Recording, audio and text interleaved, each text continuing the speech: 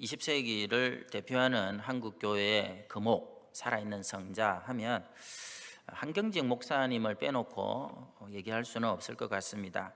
그런데 이분이 그렇게 영향력 있게 아름답게 목회할 수 있었던 것은 지혜로운 말을 쓰시며 사랑을 표현한 분으로 또한 알려져 있기 때문입니다. 30년 동안 한국을 대표하는 영락교회 목회자로 담임 목사로 지내시는 동안에 당회를 하면서 단 한 번도 이 트러블이 없었다고 합니다. 왜 그런가 하면 이분이 지혜로운 말로서 순간순간을 잘 넘기고 하나 되게 했다는 것이죠. 예를 들면 이런 것입니다. 장로님들이 얼마나 똑똑합니까? 거기 있는 장로님들은 기본이 그죠? 장차관 정도 되든지 국회의원 되든지 아니면 학계의 석학 정도 되는 사람들인데 똑똑하니까 하고 싶은 말도 많고 목사님하고 의견이 다소 대립될 수도 있는데 혹시라도 목사님하고 마음이 안 맞는 얘기를 해도 목사님이 늘 그러신답니다. 안 됩니다. 노! 그렇게 얘기하지 않고 그렇게 해도 될 것 같네요. 그럴 수도 있겠네요. 그것도 하나의 방법이겠네요. 이런 식으로 그 상황에 대해서 정리를 하신답니다. 그래 교인들 중에서도 조금 어렵고 힘든 부탁을 하지 않습니까? 그러면 아이고 무슨 그런 부탁을 합니까? 노 하는 법이 없고 항상 하시는 말씀, 기도해 보겠습니다. 기도해 보겠습니다. 그래가 20년째 기도만 하는 그런 부탁도 굉장히 많았다고 합니다. 기도하자는데 멱살 잡고 싸울 겁니까? 어쩔 거예요 목사님하고. 그렇게 해서 교회를 아름답게 이제 목회를 했다. 참 귀감이 되는 분이죠.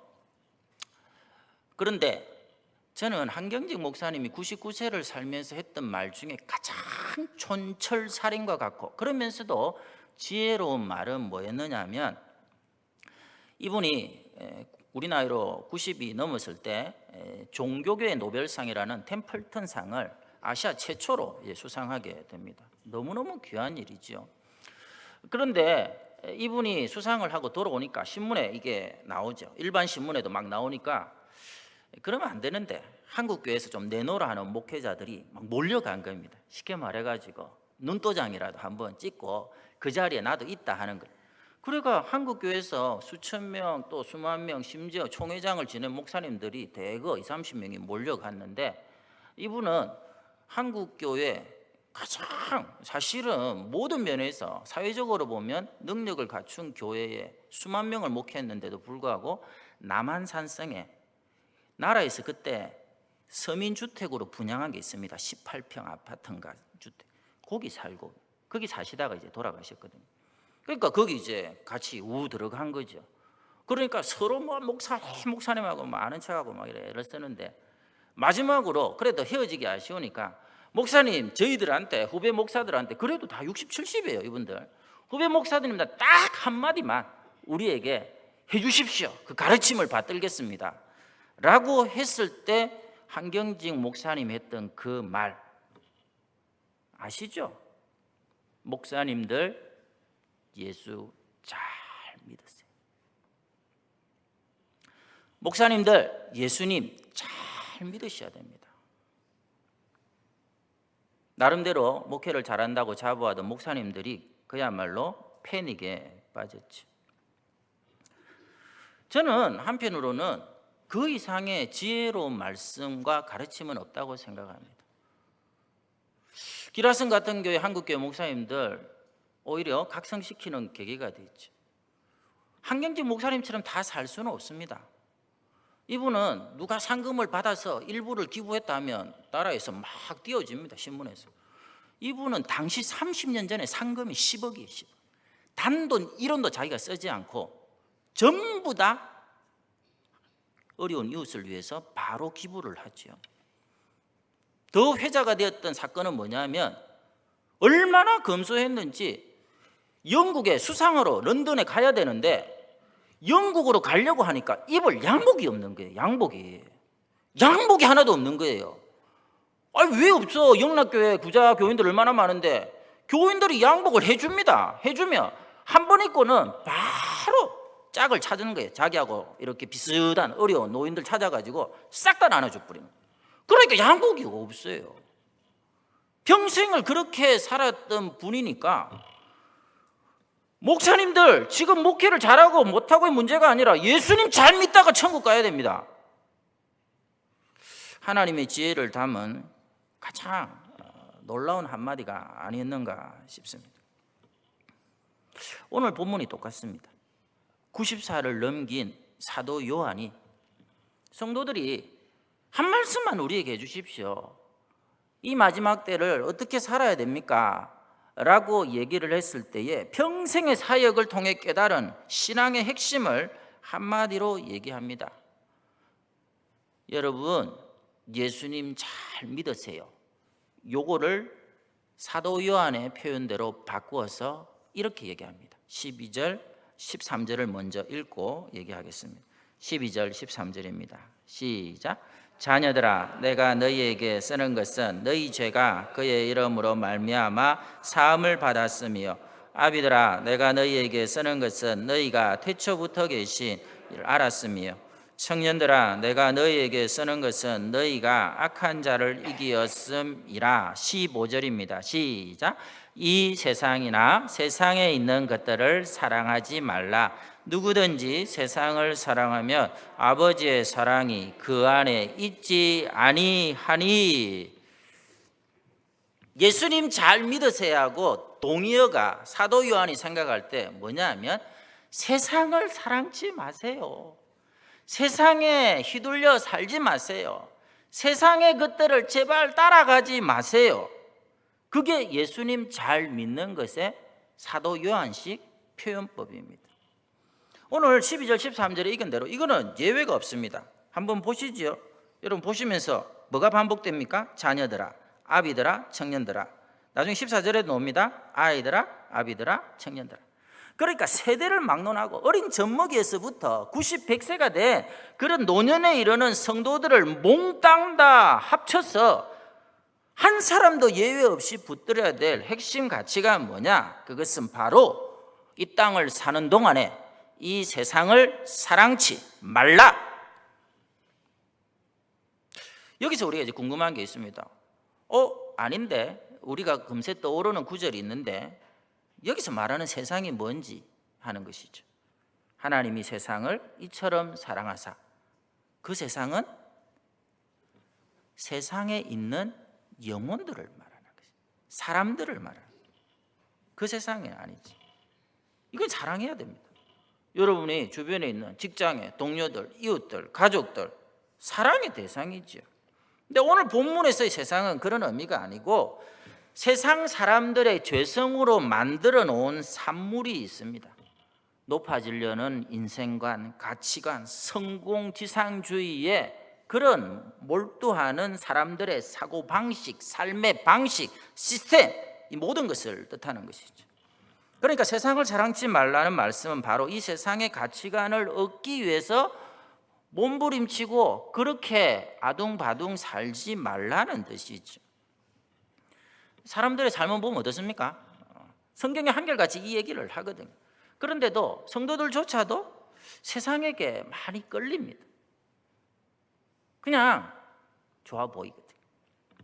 우리가 사는 세상이 너무너무 살기 좋아졌다 하는데 저는 문제가 있다고 봅니다. 얼마나 세상이 똑똑해졌는지 몰라요. 우리 어르신들 뭐 혹시 그 가운데 그런 분이 있을 때도 용서하시오. 예전에 어르신들 제가 그걸 모르는 분 많았어요. 정말이에요. 저희 동네도 그걸 모르는 할머니들 많았습니다. 그러면 편지가 오잖아요. 자녀들한테서. 그럼 저보고 읽어달래요. 저는 이상하죠. 할머니 글도 모르나 이러면서 그러면서 읽어주면 막 감격하고 듣는 할머니들 많았습니다. 그런데 요즘은 글을 아는 거는 이건 아무것도 아니고요. 우리 연세 드신 분들 자녀들이 잘난 체 한다고 영어로 편지 쓰지요. 걱정할 거 하나도 없어요. 컴퓨터만 딱 켜면 쫙 스캔해가지고 그 자리에서 한글로 쫙 번역해 주죠. 걱정할 건 없어요.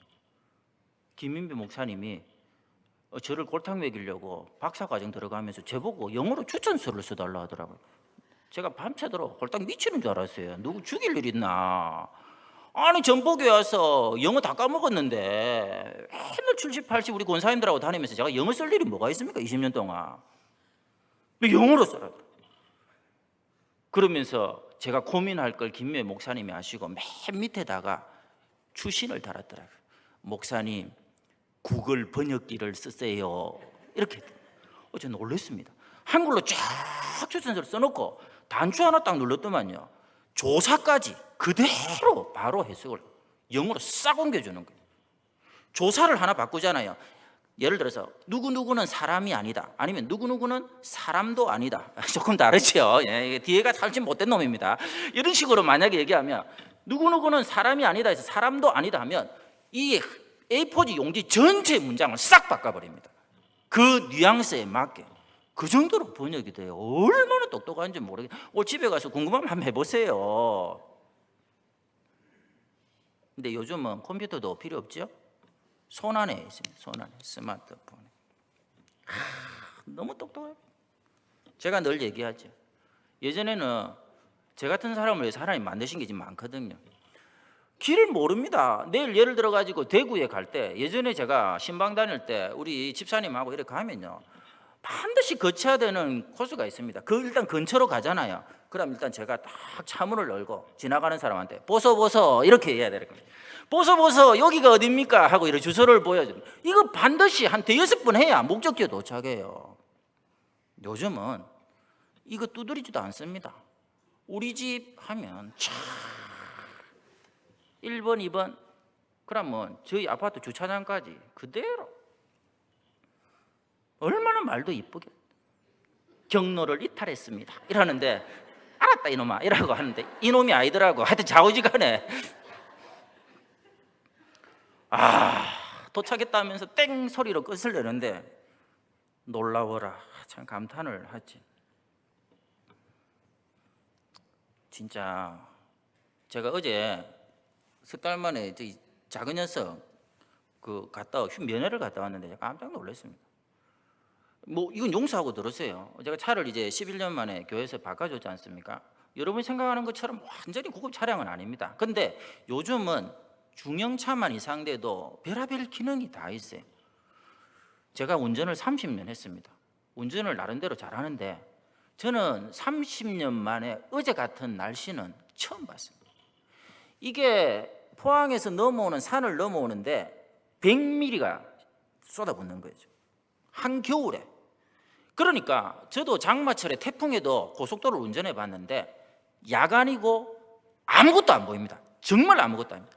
이거 돌아가는 게 이게 거의 이게 돌아가는 겁니다.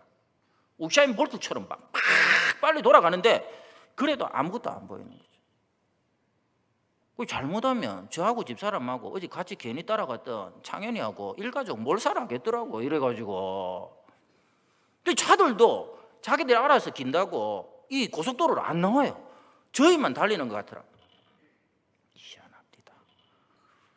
저희 집사람이 자기가, 저는 이 안에 있는 이 차를 마음에서 몰아내기 위해서 요즘은 안 본다 했지요. 그걸 죽으라고 묵상하는 집사람이 여보 크루즈 기능이 있어요 이렇게 얘기하더라고요. 그게 뭔지 아나? 그래가 크루즈 기능인가 하는 거를 이렇게 딱 썼더니, 이거 죄송합니다. 이 제가 분명히 얘기합니다. 여러분이 생각하는 좋은 차가 아닙니다. 그 정도 좋은 차가 아닙니다. 100km 정속에다가 그 비가 오는데 제가 핸들 그리고 발을 다 뗍니다. 자기가 차선을 따라서 앞뒤 거리가 좁아지면 스스로 속도를 줄이고 옆에 누가 붙으면 경고 울려서 제가 핸들을 꺾어도 못 돌아가게 자기가 직선 코스로 주행을 하고.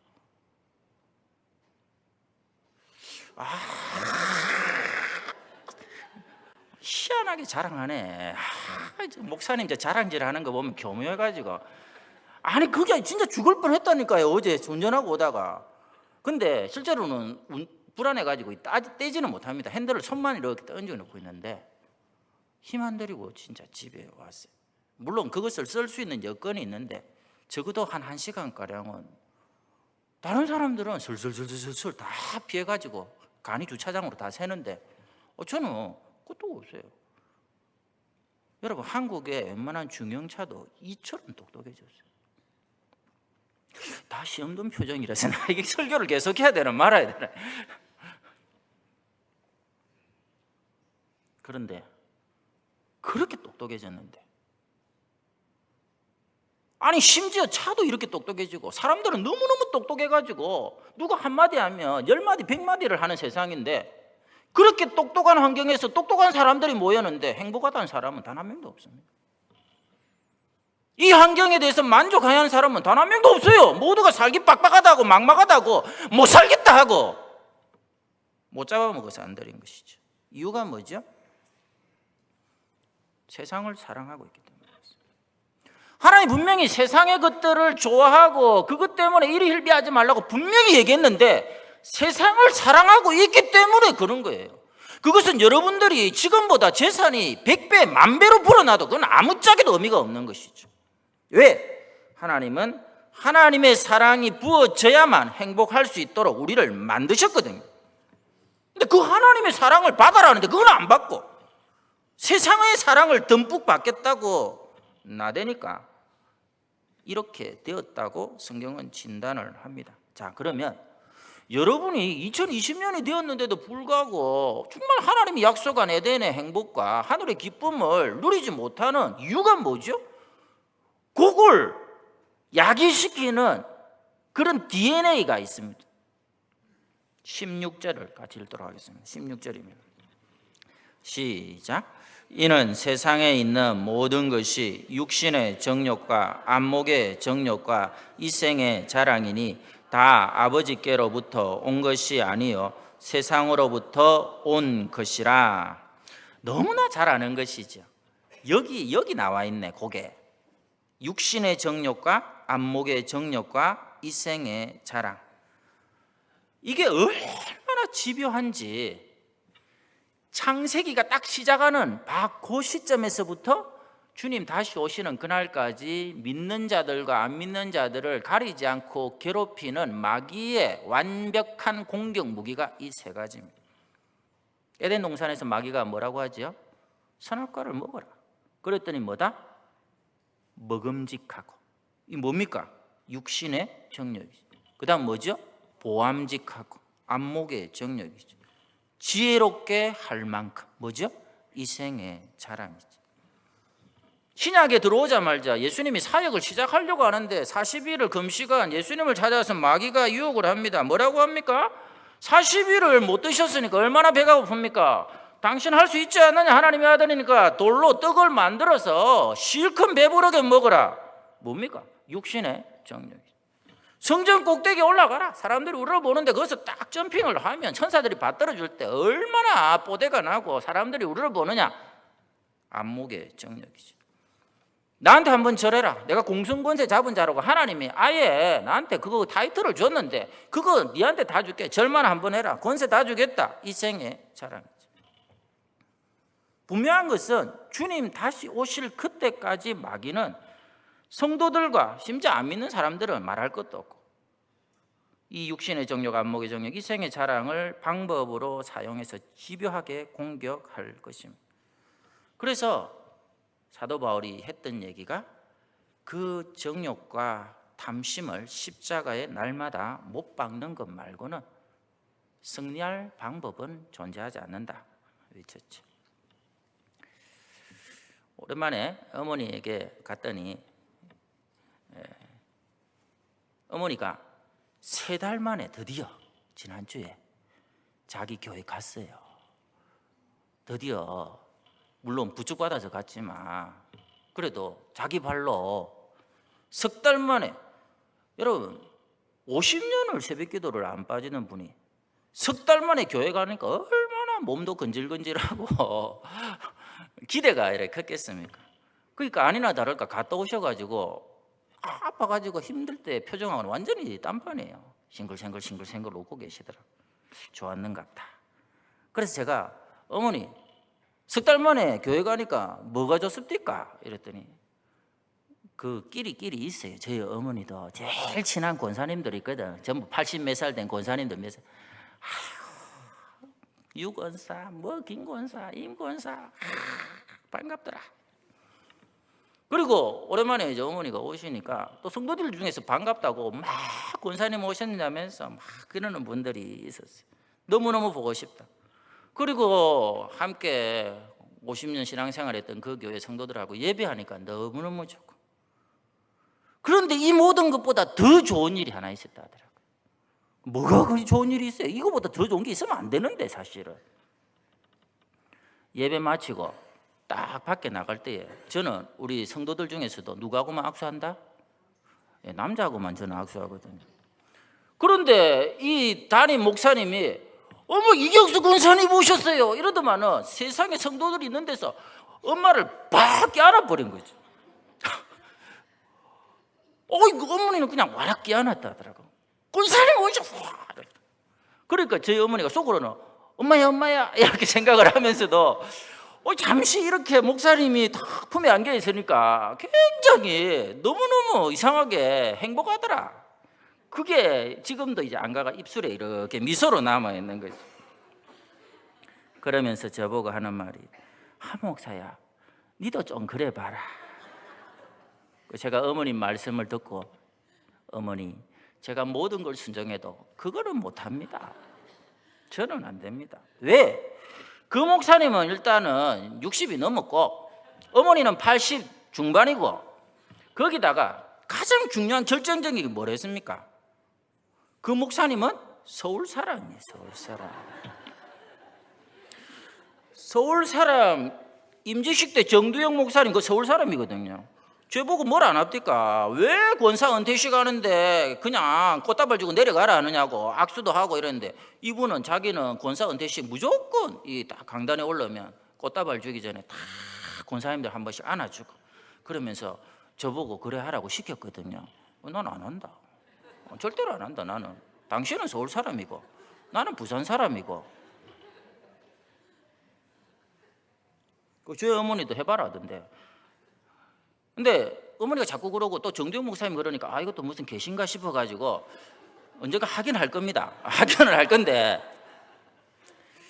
근데 제가 생각해도 아무리 빨라도 결국은 천국에서 하게 안 되겠나. 천국에서 만나서 뭐 포옹하고 이렇게 안 되겠나 말이 싶어요.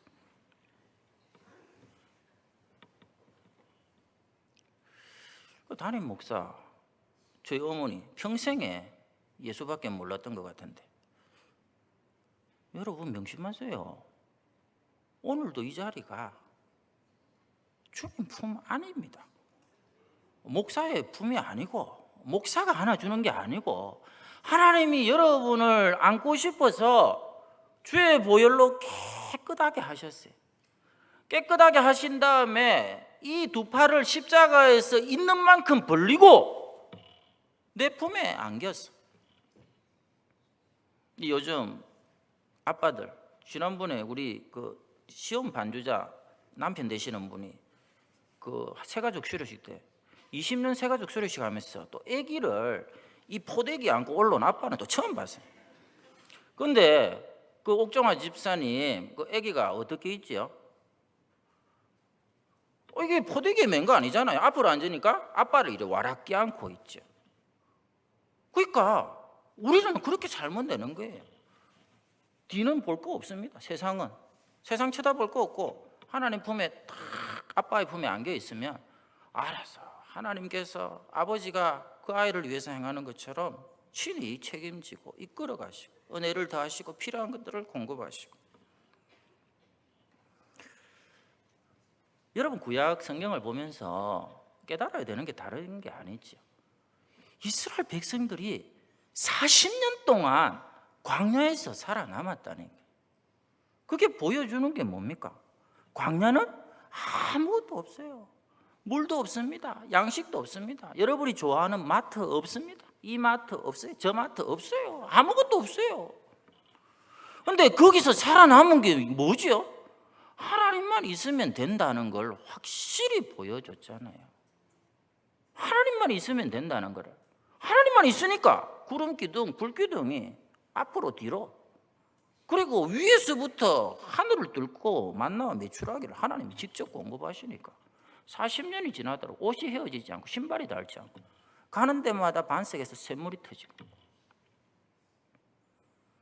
그 광야 40년을 빗대어서 광야에서 예수님이 40일을 금식하고 나타났을 때에 마귀가 와서 했던 것도 똑같습니다. 예수님이 보여주신 결론은 뭐죠? 하나님만 있으면 된다. 마귀는 떡이 있어야 된다, 돈이 있어야 된다, 그렇게 얘기합니다. 여러분을 찾아와서 하나님 뭐라고 하죠? 하나님 말씀만 있으면 된다고. 사람들은 꼭대기까지 높아져서 사람들이 우러러보는 위치까지 올라가야 된다고 얘기를 합니다. 그런데 하나님께서 살아계시는 게 중요하지, 그 왜 하나님을 시험하려고 하느냐? 하나님만 살아계시면 된다. 절을 하라고 얘기를 합니다. 세상을 숭배하고 세상의 가치를 쫓아가라고 얘기합니다. 예수님의 답변이 뭐죠? 하나님만 예배하면 된다. 하나님만 계시면 된다. 아무 문제 없습니다. 그런데 하나님만 계시면 되는데, 이 하나님만 계시면 된다는 것이 여러분의 믿음으로 표현이 되려면 요거를 꼭 지켜야 된다 하는 것을 마지막으로 권하지요. 17절 같이 읽도록 하겠습니다. 17절 말씀 읽습니다. 시작. 이 세상도 그 정욕도 지나가되 오직 하나님의 뜻을 행하는 자는 영원히 거하느니라. 아멘. 하나님의 뜻을 요것만 생각하고 요것만을 위해서 살면 하나님께서 이 세상도 정욕도 다 무색할 만큼 영원히 우리 가운데 거하시며 채우시고 넘치도록 갚아주시고 길을 여시고 이 약속을 하고 계신 거죠. 얼마나 사람들 모르겠습니다. 제가 세상 물정을 몰라서 그런가 몰라도 자기를 드러내기 위해서 또 자기 만족을 채우기 위해서 돈이고 명예고 이런 건 떠나서 양심을 파는 사람들이 너무 많은 것 같습니다. 그렇게라도 인정받고 싶어 하는 게 인지상정이 아닌가 이런 생각을 해요. 근데 죄송하지만 아까 말씀드린 대로 이 육신의 정욕과 안목의 정욕, 이생의 자랑이 작동을 하기 시작하면 여러분이 굉장히 이게 빨간불이 들어온 걸로 보셔야 됩니다. 내가 교만해지고 있다. 하나님 가장 싫어하는 교만의 증거라고 보셔야 됩니다. 기독교 방송을 이렇게 한 번씩 보다가 채널을 돌리면 기독교 방송 옆에 무슨 방송이 나오죠? 여러분 아예 아무것도 안 보는구나. 바로 옆에 불교 방송이 옆에 있습니다. 그 옆에 무슨 방송이 있죠? 평화 방송이 있습니다. 좀 보세요. 그런 거 동백이 그만 보고. 제가 그거 보면서 들었던 생각이 그거거든요. 불교 방송 한번 봤습니다. 우짜는가 싶어서. 봤더니 스님이 설법을 하시는데 스님은 의자에 딱 앉아있고 신도들만 다 서가지고 그것도 일어났다 앉았다 일어났다 앉았다. 그 다음 평화방송 신부님 전부 앉아서 강론을 하시더라고요. 그런데 그 성당에서도 무조건 성도들은 일어났다 앉았다 일어났다 앉았다. 그래서 제가 딱 보는 순간 나는 부당한 대우를 받고 있구나 이 생각을 했어요. 아니 불교고 천주교고 전부 다 성도들이 냈다 일어났다 앉았다 일어났다고 신부고 스님이고 전부 앉아서 다 하는데 나는 이거 하도 지금 발바닥도 아프고 죽겠는데 나는 서 있고 여러분은 막 퍼질러 가지고 그도 못해 잠까지 자고 여기서.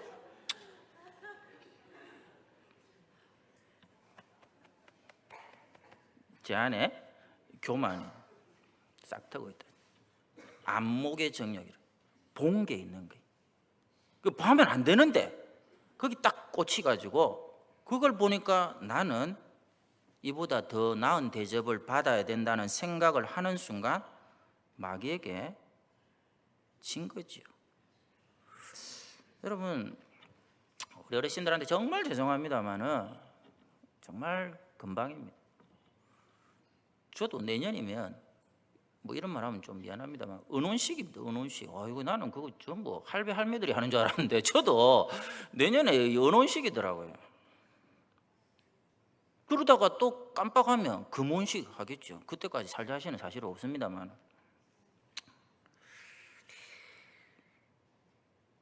하나님의 뜻만이 영원합니다. 이게 여러분 개념으로 잡혀야 됩니다. 무슨 추상적인 소리를 하느냐. 그게 여러분들이 추상적으로 믿고 있다는 증거예요. 그게 하나님의 뜻이 참 좋아요. 목사님 모르겠는데요. 그게 무슨 말인지 모르겠는데요. 여러분이 정말 세상에 대해서 등지고 십자가 보고 하나님의 뜻의 총집결체인 그 십자가에 내가 주와 함께 죽은 자임을 고백하고 마음으로 붙들면 어느 순간에 그것이 임계점에 도달하면서 딱 넘어서는데 하나님 정말 살아계시는구나. 천국이 나를 기다리고 있구나. 이 세상이 12번 뒤집어져도 나는 하나님 손안에 있구나 하는 것이 실감이 되는 것이죠. 그러면 그때부터 눈에 보이는 거는 세상과 나는 간 곳 없고 오직 구속한 주와 그리고 그 주님의 뜻만이 생생하게 우리 삶에 활성화되기 시작하는 거죠. 그래서 예수님이 분명히 얘기했습니다. 뭐 교회 와서 주여 주여 주여 주여 주여 주여 한다고 천국 못 갑니다. 어떻게 하는 사람? 오직 아버지의 뜻대로. 그게 산상수훈의 결론 아닙니까? 사랑하는 성도님들, 세상 마음대로 안 되잖아요. 근데 여러분에게 위로가 될지 모르겠지만 마음 먹은 대로, 여러분 마음 먹은 대로 안 되는 게 복입니다. 아멘을 제가 아무도 안 할 줄 알았어요. 여기서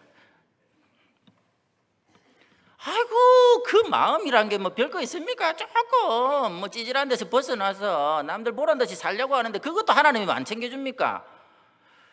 얼마나 우리가 못됐는지 모릅니다. 우리의 약함과 악함과 못됨의 속성을 가지고 여러분 마음먹은 대로 되면 이 자리에 예배 드릴 사람 단 한 명도 없습니다. 그거를 하나님이 아시고 어떻게 하든지 이 땅에서도 하나님과의 관계 속에서, 그리고 하여튼 이 세상에서 좋다는 것과 비교되지 않는 그 좋은 천국을 예비하고 있다 하는 것을 깨닫고 그거를 소망하면서 두 가지만 하세요. 이 세상에 대해서는 딱 등지고 내게 주어진 삶의 영역에 하나님의 뜻이 뭐지? 이것만 생각하고, 그리고 날마다 자기 전에 또 일어나서 첫 번째 생각은 주님이 기다리는 천국을 그리워하고, 그게 본향을 향하는 나그네의 삶 아닙니까? 그러는 가운데 하나님이 주시는 건 어쩔 수 없이 받아야 되죠. 지난주 공동회의 안 왔죠, 여러분? 그리 오라 했는데도 하여튼 사람 말을 막 뭐같이 알아가지고, 그 여러분 없어가지고 뭐 있는 사람들하고 다 해치웠습니다. 원래 예산 8억인데 8억 5천으로 지금 바꿨어요. 알아서 하세요. 5천만 원. 그런데 중요한 거는 여러분 생각에 목사님이 우리 보고 뭐 국세청처럼 돈 내라고 하네. 그렇게 생각하면 여러분 손해라니까요. 목사는 그러면 뭐 헌신 안 하나? 저는 아까 차 이야기했지만 제 차 때문에 그거 마음에서 빼낸다고 속죄제를 하나님 앞에 드렸다 했잖아요. 그래서 속죄제는 제사장이 뭐 바쳐야 된다? 소 한 마리 바쳐야 돼. 그래서 제가 한우 소 한 마리가 바쳤다고 얘기했잖아요. 이것도 자랑이네. 가만 보여. 하여튼 뭐 어찌됐든 간에. 근데 8억 5천 해놓으니까 제가 오늘 후회하고 있어요. 여러분 없을 때 그냥 한 10억으로 해치워버리는 건데. 아니 진짜 공동회의 끝나고 그날 저녁에 우리 재정분야에 결산을 보고했는데 지난주 첫째 주, 지난해 1월 첫째 주보다 1,000만 원이 더 나왔어요. 우리 교회는 신년 감사에 봉투도 안 돌립니다. 제가 불러주는 것도 이번에 괜히 했어. 안 불러주는데. 그런데 신년 감사만 뭐 700인가 800인가 따로 나왔어요. 봉투도 안 나눠주고 한 소리도 안 하고 하지 말라는데 알아서 범사에 감사해라고 하는데도. 오늘도 한 분이 전화 왔더라고. 공동회의에 있었던 사람입니다. 이걸 강조해야 돼. 공동회의에 참석했던 분입니다. 목사님, 연초에 별의별 일이 다 있네요. 무슨 일인데요? 나는 좀 안 좋은 일이 있는가 싶어요. 아이고, 뭐가 뭔지 모르겠는데 뭐 자꾸 어디서 나라에서 보상 나왔다고 받아가라는데 상상도 못했는데 얼만데요? 물어보니까 안 가르쳐 주더라고. 근데 중요한 것은 그게 액수가 크지는 않은데 하나님이 세상 이런 것도 챙겨주나 싶어가지고 그냥 바치고 싶어가지고 요번 주 또 주일 헌금 엄청나게 올라가게 생겼어요. 1월 달 안에 5천만 원 해결되면 8억 5천 괜히 했어. 10억으로 맞춰 놓는 건데. 여러분 듣고 있으니까 부럽지요? 그렇게까지 하나님의 뜻을 앞세우며 그분들이 살아서 그런 거예요. 심은 대로 거두는 거예요. 물질에 대해서 손을 모으지 않고 희생하는 마음으로 바쳤기 때문에 하나님의 기억력이 철동 같아가지고 하나도 잊지 않고 계시다가 생각지도 못했던, 우리의 기억 속에는 없는데 하나님이 끄집어가지고 그거를 끄집어내가 안 되면 우리나라 정부에다가 머리 있는 사람 뒤통수를 쳐서 생각해봐라, 저기 땅 있지 않느냐고 보상해 주라고. 알아서 하세요. 심는 대로 거두는 겁니다. 여러분 헌신하면 하나님께서 100세까지 내 육신을 심으면 그 몸뚱아리 건강하게 하세요. 100세도 살게 하시겠죠. 물질에 대해서 인색하지 않고 하나님의 뜻입니다. 목사 배불리라는 소리가 절대로 아니란 말입니다. 하나님의 뜻을 앞세워서 살면 하나님께서 정말 기억력이 대단하시고 그걸 좀 맛을 보면서 살라고 여러분 교회가 있는 것이고 그래서 간증이 존재하는 것이고. 부탁드립니다. 세상을 사랑치 말라. 예수님 이상으로 욕심내지 맙시다. 예수님 따라간다고 오늘 나왔잖아요. 예수님 어디 살았습니까? 머리 둘 곳이 없이 사셨어요. 그걸 요즘식으로 표현하면 노숙자로 사셨다. 식사할 겨를도 없이 사셨습니다. 바빠서 그러기도 하지만 끼니를 걱정할 정도로 가난하게 사시다 가셨습니다. 태어날 때부터 말밥통에서 태어나셨어요. 그리고 벌거벗겨 십자가에 달려 돌아가셨어요. 그러니까 예수님이 좀 늘 허기졌다는 거는 그 성경 본문에 보면 다 나옵니다. 모르세요? 예수님하고 제자들이 결혼식에 출동하면 포도주가 바닥이 나버려요.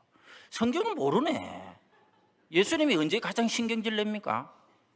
무화과 나무에 열매가 없으면 그렇게 온유하신 분이 있는 성질 없는 성질 다 냅니다. 진짜 그렇게 해석하면 안 됩니다. 성경.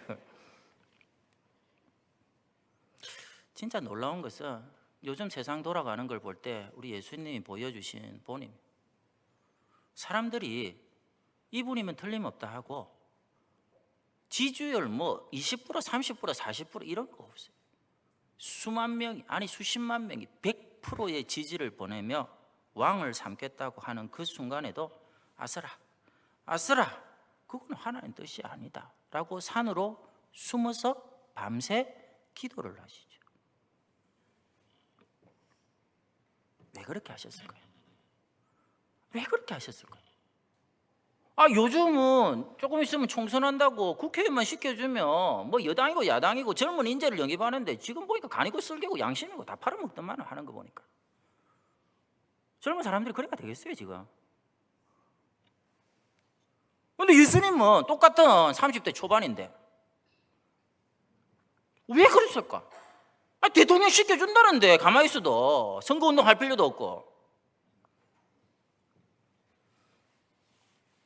여러분 어두운 방에서는 촛불만 탁 펴도 발레 이런 생각이 되죠.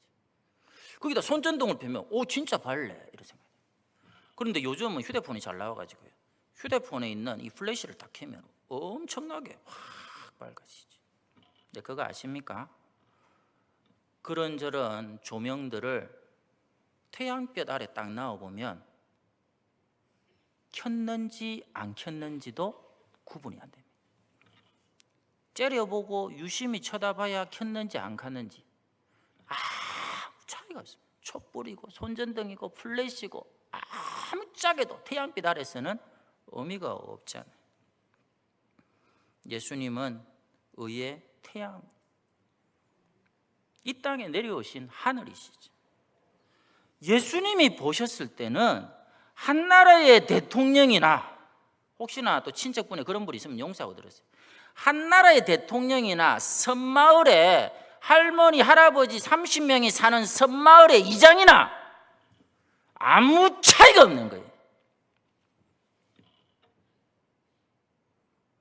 불이 없는지도 태양빛 아래서는 그 차이가 없다니까요. 없는 거나 마찬가지다. 그러니까 예수님께서 보실 때는 한 나라의 대통령이나 섬마을의 이장이나, 그래서 사람들이 하는 말이 뭡니까? 이 지구를 뭐라고 불러요?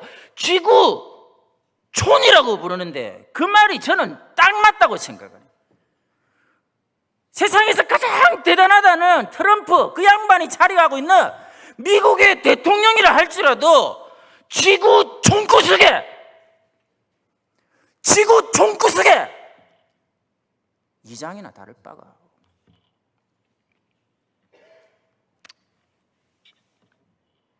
그러면서 밤을 새워 하신 기도는 나의 원대로, 나의 뜻대로 마옵시고 아버지의 뜻대로 되기를. 땀을 피같이 흘리며 십자가를 지고 가셨지요. 어떻게 여러분 더 이상 욕심내며 살려고 하십니까? 그래서 제가 우리 믿음의 선배들을 존경합니다. 진짜 어려운 가운데서도 헌신하면서 불렀던 그 찬양, 주님 뜻대로 살기로 했네, 세상 등지고 십자가 보네. 오늘 예배 가운데 결단하십시오.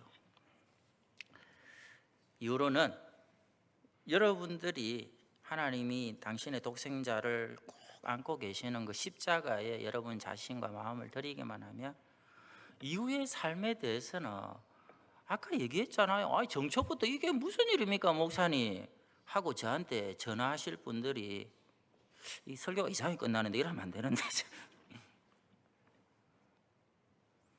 하나님 필요하면 주신다 이 말이에요. 그것도 하나님 생각 속에 있으면 아무 문제될 게 없는 삶. 그럼에도 내 삶에는 나의 사지백체를 통해서 하나님의 뜻이 이 땅 가운데 펼쳐지는 인생. 우리가 주 앞에 섰을 때 제가 마지막으로 약속드립니다. 천국에서는 제가 다 안아드리겠습니다. 다 안아드리겠습니다. 저 무뚝뚝한 뭉디 같은 목사가 설마 그러겠나? 천국 가면 하나님이 감정을 서울 사람으로 딱 바꿔가지고